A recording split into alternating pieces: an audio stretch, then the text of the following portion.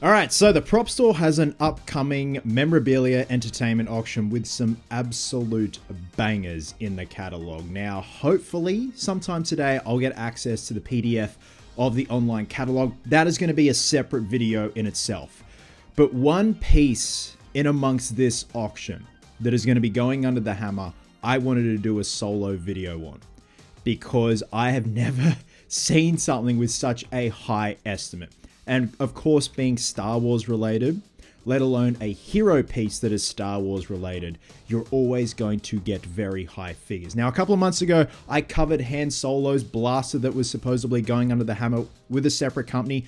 Turns out, from what I can read, it was a fake, a replica, not indeed what it seemed to be, a screen-used piece. So that did not go under the hammer as far as I'm aware. I never saw the final hammer price, anything like that. And I do believe it did the rounds on replica forums and stuff like that, prop forums. And a lot of people with know-how with Han Solo's blaster, you know, the ins and outs of the details, apparently it was not screen used. But in this auction, the upcoming prop store auction, they have a hero dueling lightsaber hilt of Darth Vader from The Empire Strikes Back and Return of the Jedi. Now, there is a separate PDF file that is available online. So we're going to go through the details, but holy shit. If this goes for what they're estimating, this is insane. Absolutely insane. But with that being said, they've also got pictures in the PDF that match up certain details, scuffs, and stuff like that. All right, so we've got the PDF file, good to go. So Darth Vader's lightsaber, September 2025. That is when the auction is going to be taking place for not just this piece, but all the other pieces in their catalog, which I will cover certain pieces in a separate video either tomorrow or maybe tonight. We'll see how we go. So Star Wars, The Empire Strikes Back and Return of the Jedi, Darth Vader's hero dueling lightsaber. This is like the cream of the crop when it comes to screen used Star Wars pieces. So we go there, got day 1, day 2, day 3. So September 4th, 5th, and 6th. Here we go. Here's a description. Firstly, let's check out the estimate between 1 million and 3 million USD. And I've got the AUD conversion down below. So if this does sell for what they're estimating, they're going to get quite a pretty penny. And yet, they still can't provide COAs for Sean Clark's Lost Boys jackets. Oh, that was a little mean.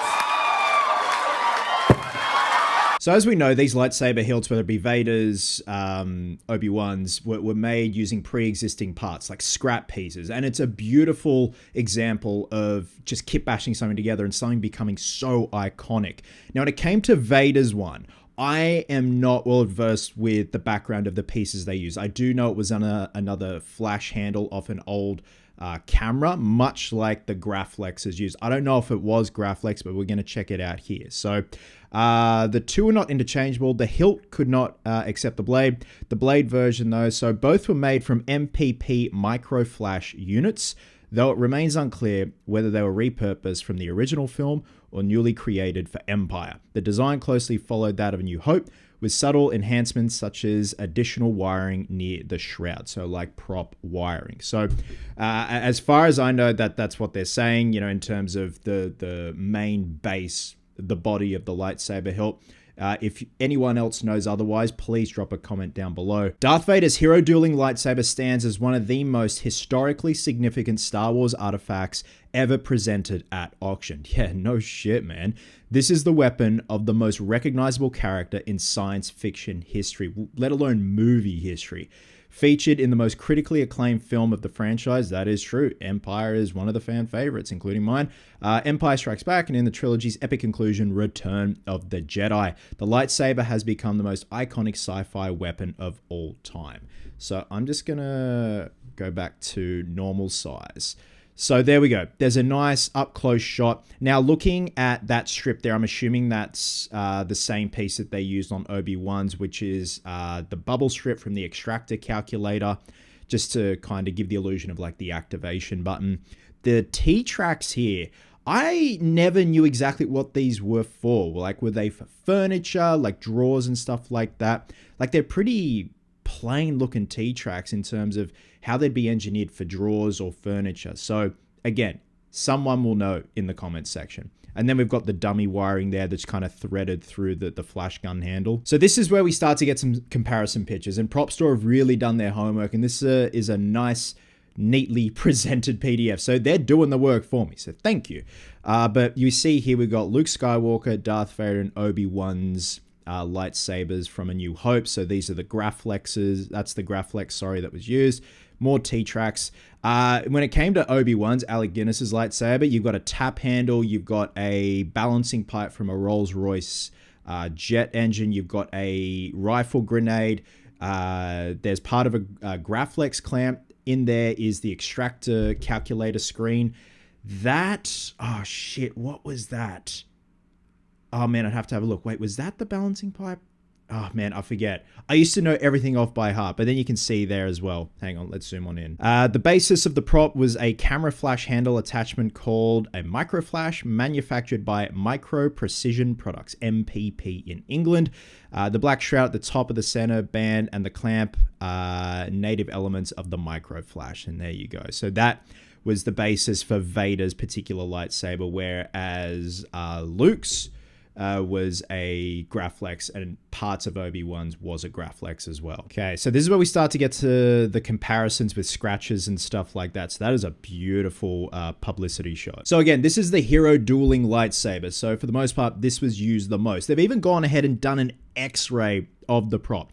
An X-ray of Vader's dueling lightsaber reveals the aluminium cylinders and steel rod installed to facilitate blade attachment. The lower cylinder was secured with large Allen head bolts. Why does that say alien? Because we're talking about Star Wars. The production still from the cave sequence on Dagobah shows Darth Vader's dueling lightsaber with an Allen head bolt clearly visible. Okay, there you go. Okay, next up, some more comparisons. So, okay, so they're comparing that part there to that part there. So there's that little, is that an Allen head bolt there as well? That kind of, I'm assuming that slides on and then they tighten that and that locks in the particular pole they're using for dueling.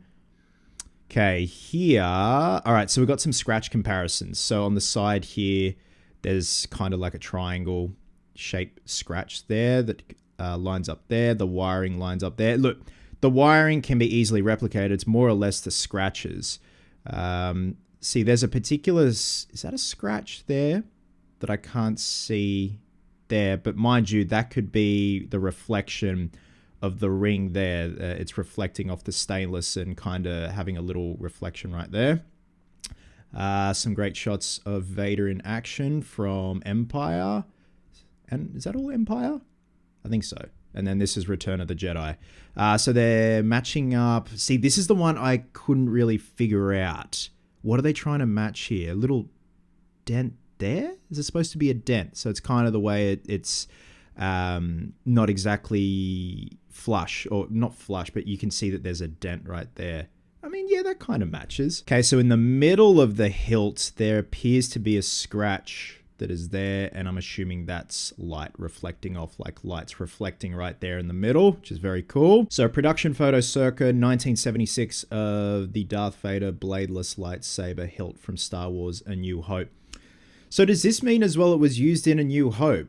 I mean, originally it's just saying Empire and Return of the Jedi, but if they're marrying up these scratches, so that's how it looks today, and this is a production photo from 1976, has this been carried throughout the entire original trilogy? And then some nice turnarounds, man. It's still in great nick. Like, scuffs and all, but I like the scuffs. Scuffs work for me.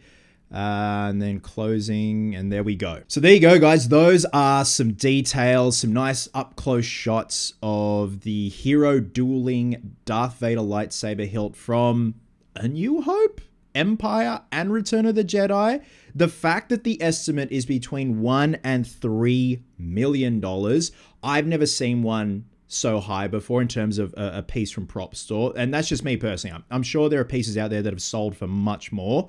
I'd have to do my research to see if this is indeed something that is going to be the highest going price tag on Prop Store. That is insane. In terms of who the hell is going to get it, you watch. It'll just be some obscure businessman that just wants it for the fuck of it. But in AUD, 1,546,288 and $4,638,864. What? Hindsight, man. Like back in the day, you know, when I was a fetus, I wish I had gone to all the camera stores and bought up all the Graflexes and the MPPs. Just God. But instead, I was just chilling in my mum's womb. Fuck. And not buying property. So guys, with that being said, drop a comment below. Let me know your thoughts on this particular piece. I will be doing a separate video once the full PDF catalog gets released of the upcoming Prop Store auction. There's some Nightmare on Elm Street stuff. There's some superhero stuff. There's some Ace Ventura stuff. Always up for that. Love you guts, and I'll catch you in the next one.